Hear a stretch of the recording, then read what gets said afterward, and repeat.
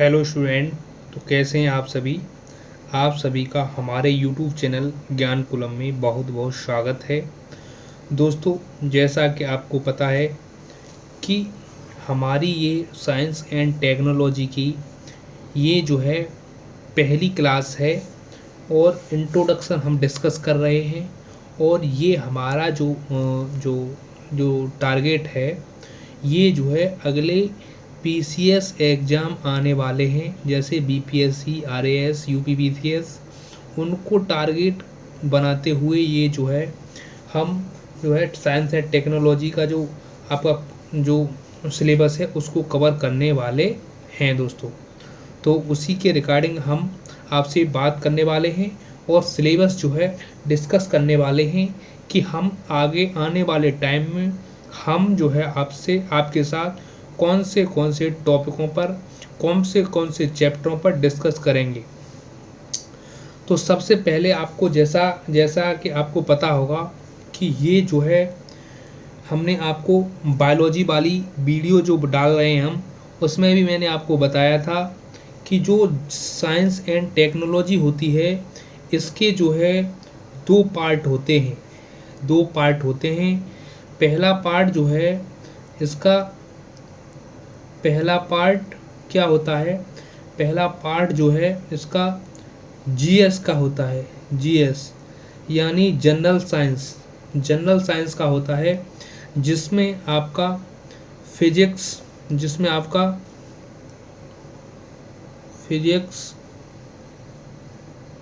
और दूसरे नंबर पे आपकी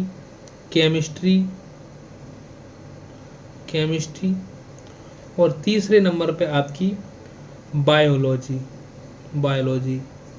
ठीक है, ये वाले टॉपिक जो हैं कवर होते हैं जनरल साइंस में। ठीक है, जनरल साइंस में ये वाले टॉपिक कवर होते हैं। और टेक्नोलॉजी में ये दोस्तों जो टेक्नोलॉजी होता है,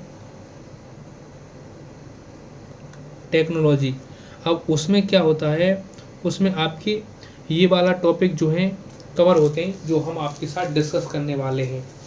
तो यहाँ पर जो एग्ज़ाम होता है उसमें जो है किसका वेटेज कितना होता है वो हम आगे डिस्कस करने वाले हैं।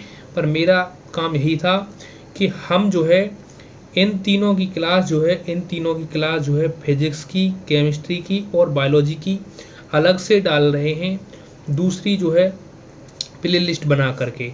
और टेक्नोलॉजी हम अलग से कंप्लीट करवा रहे हैं ताकि आपका जो सिलेबस है जल्दी से कवर हो जाए और आप एग्ज़ाम को टारगेट बनाते हुए अपनी तैयारी को बेहतर बना सकें। तो दोस्तों, अब बात जैसे करते हैं हम सिलेबस की, तो हमने आपको बायोलॉजी का सिलेबस डिस्कस किया था, आगे हम फिजिक्स का भी करेंगे जब फिजिक्स की क्लास स्टार्ट हो जाएंगी। उसके बाद हम केमिस्ट्री का भी सिलेबस डिस्कस करेंगे जब हम केमिस्ट्री क्लास स्टार्ट करेंगे। तो दोस्तों, ठीक वैसे ही हम आज टेक्नोलॉजी की हम जो है क्लास स्टार्ट करने वाले हैं और उसका सिलेबस डिस्कस कर रहे हैं। तो आज हम जो है अब बात करते हैं सिलेबस की। तो सबसे पहले मैं आपको बता दूं कि हमारा पहला चैप्टर रहेगा स्पेस टेक्नोलॉजी, उसके बारे में हम पढ़ेंगे। दूसरे नंबर पर हम डिफेंस टेक्नोलॉजी के बारे में पढ़ेंगे और तीसरा चैप्टर होगा हमारा नैनो टेक्नोलॉजी, आईसीटी के बारे में पढ़ेंगे। रोबोटिक्स और इलेक्ट्रॉनिक्स के बारे में पढ़ेंगे दोस्तों। टीवी, रेडियो वगैरह ये सब किस में आते हैं? रोबोटिक्स में, इसमें इलेक्ट्रॉनिक्स में आते हैं। और ये जो हैं रोबोटिक्स वगैरह किस में आते हैं? वो दोस्तों इसमें आते हैं रोबोट कैसे बनते हैं, कैसे चलते हैं, कैसे काम करते हैं, वो सारी चीज़ें इसमें बात करेंगे। बायोटेक्नोलॉजी के बारे में बात करेंगे, ईवीएस के बारे में बात करेंगे और उसके बाद में हम कंप्यूटर साइंस के बारे में भी बात करने वाले हैं। कौन सा कंप्यूटर सबसे तीव्र काम करता है, कौन सा कंप्यूटर परम कंप्यूटर के बारे में बात करेंगे और बहुत सारे कंप्यूटर हैं, सब के बारे में चर्चा करने वाले हैं। अब हम बात कर अदर साइंस टेक के बारे में बात करेंगे, जैसे मिसलिनियस जो टॉपिक होते हैं साइंस एंड टेक्नोलॉजी के, जो हैं सिलेबस में नहीं डिफाइन होते हैं लेकिन उसमें से क्वेश्चन बन जाता है, उन पे भी हम जो है चर्चा करेंगे। अच्छा, उसके बाद में हम स्टेट की जो टेक्नोलॉजी, साइंस एंड टेक्नोलॉजी होगी उससे रिलेटेड भी हम आपसे जो है डिस्कस करेंगे और आपके सिलेबस को कंप्लीट करवाएंगे, ठीक है। अब उसके बाद में बात करते हैं आप, मैं सबसे पहली वहाँ भी कहता हूँ, फ्रंट क्लास में भी कहता हूँ और इसमें भी कह रहा हूँ कि आप संसाधनों पर न जाएं। आप एक खाली कॉपी लें, साइंस एंड टेक्नोलॉजी के नाम से उसको बनाएं, टेक्नोलॉजी के नाम से, बायोलॉजी की अलग बनाएं और टेक्नोलॉजी की अलग बनाएं। इस बात की गारंटी है कि जिस दिन क्लास और सिलेबस पूरा होगा उस दिन आपकी कॉपी भर चुकी होगी, और जब आप एग्ज़ाम देने जाएंगे, जिस दिन एग्ज़ाम में बैठेंगे, तो आप ये चीज़ फील करेंगे कि आपने जो पढ़ा था, आपने जो नोट्स बनाए थे वो बिल्कुल 100% सही थे, और तुम्हारा जो क्वेश्चन है, एग्ज़ाम में आने वाले जो क्वेश्चन होंगे वो सब इसी नोट्स से आएंगे जो मैं आपको करवाऊँगा। ये आप जो है फील करेंगे इस बात को जब आप इन क्लासों को कंप्लीट करेंगे। तो दोस्तों सबसे बड़ी बात यही है कि मैं तो रिवीजन करवाऊंगा ही। सबसे पहले नोट्स बनाएं और उनको डेली रिवाइज करें। आप अगर रिवाइज नहीं करेंगे तो आप पीछे का भूलता जाएंगे, आगे पढ़ते जाएंगे और क्लास पढ़ने में मज़ा नहीं आएगा। आप सोचेंगे पढ़ाई तो बहुत हो रही है लेकिन याद नहीं रहता।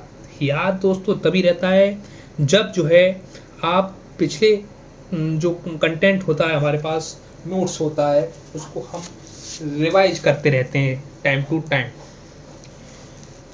अब मैं आपको ये जो चीज़ बताऊंगा, मैंने पहले भी डिस्कस किया था कि ये जो दोस्तों प्रीलिम्स की तैयारी में दोस्तों हमारी जो है स्ट्रेटेजी जो है वो किन किन जो है कैसी होनी चाहिए, और हमारी स्ट्रेटेजी जो है किस टॉपिक पर कितनी होनी चाहिए, यानी हमको किस टॉपिक को कितना टाइम देना चाहिए। तो दोस्तों सबसे पहली बात ये है कि टेक्नोलॉजी पे मैं ज़्यादा फोकस क्यों करता हूँ, और आजकल आपको पता भी होगा कि जो आजकल का जो दौर चल रहा है, आजकल का जो युग है वो टेक्नोलॉजी बेसिस युग है दोस्तों। अब आप फील कर सकते हैं इस बात को, जब एआई जैसी और चैट जीपीटी जैसी चीज़ें जब आधुनिक क्षेत्र में चल रही हों, तो आप दोस्तों आपको टेक्नोलॉजी पढ़ना बहुत ही ज़्यादा ज़रूरी बन जाता है। तो अब हम बात करने वाले हैं टेक्नोलॉजी से दोस्तों 14 से 15 क्वेश्चन दोस्तों एग्जाम में बनते हैं। अगर आप यूपी पीसीएस की तैयारी कर रहे हैं, यदि आप यूपी पीसीएस की तैयारी कर रहे हैं, या आप जो दोस्तों बीपीएससी की तैयारी कर रहे हैं, या दोस्तों आप जो है आरएएस की तैयारी कर रहे हैं, तो यदि आप जो है हो सकता है बीपीएससी में थोड़ा वेटेज इसका थोड़ा सा कम हो, लेकिन सबसे ज़्यादा इसमें राजस्थान का वेटेज रहता है।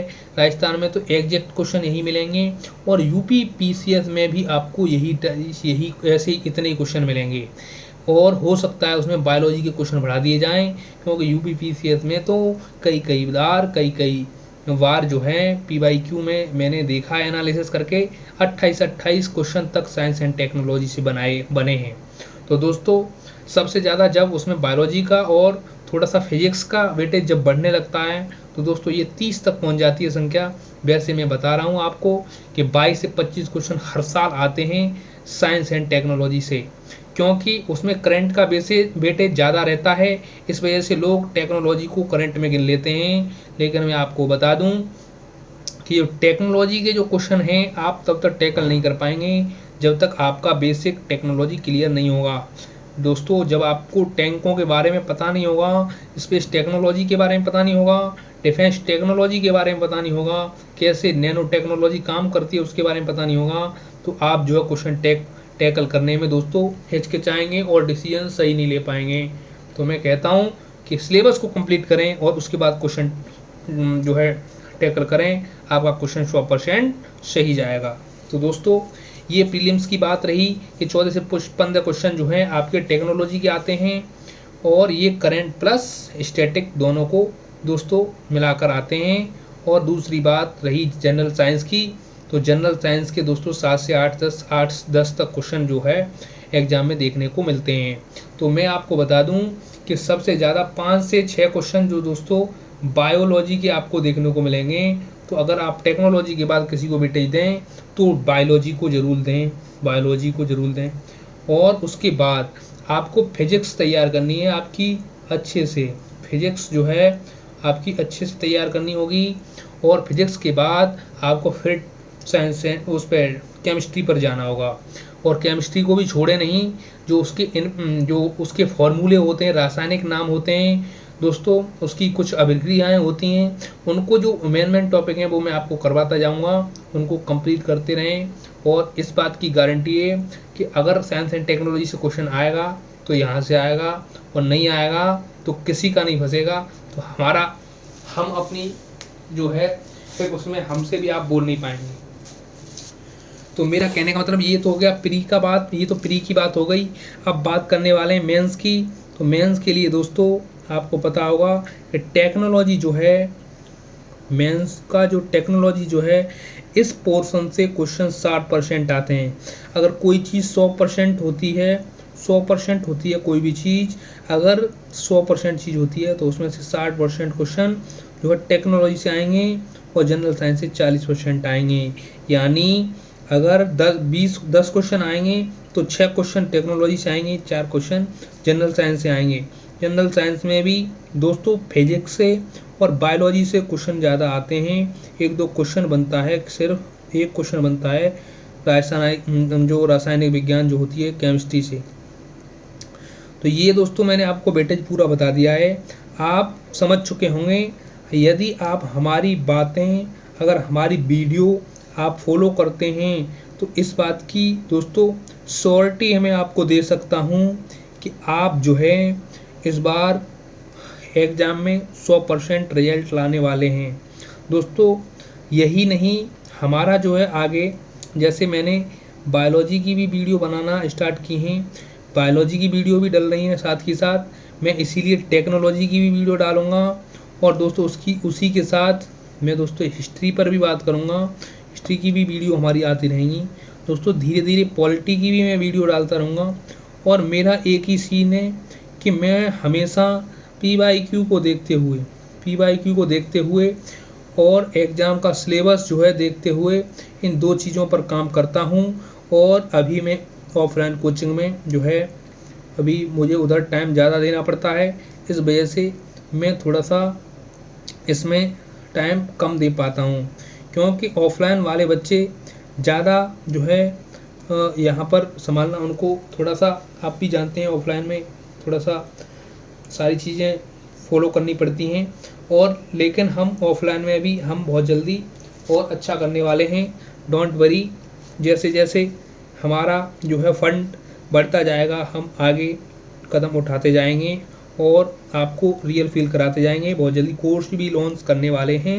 तो आप हमारा जो भी कोर्स आएगा फ्री ऑफ कॉस्ट आएगा, ओनली हम रखेंगे तो उसमें 1 रुपया या 11 रुपये हम कीमत रखेंगे कोर्स की, ताकि वो आपको ये ना लगे कि हम आपसे कोई चीज़ फ्री में दे रहे हैं और आपको भी ये ना लगे कि हम कोई चीज़ फ्री में ले रहे हैं, क्योंकि हर चीज़ की एक अपनी वैल्यू होती है दोस्तों, वैल्यू को कभी नहीं गिराना चाहिए।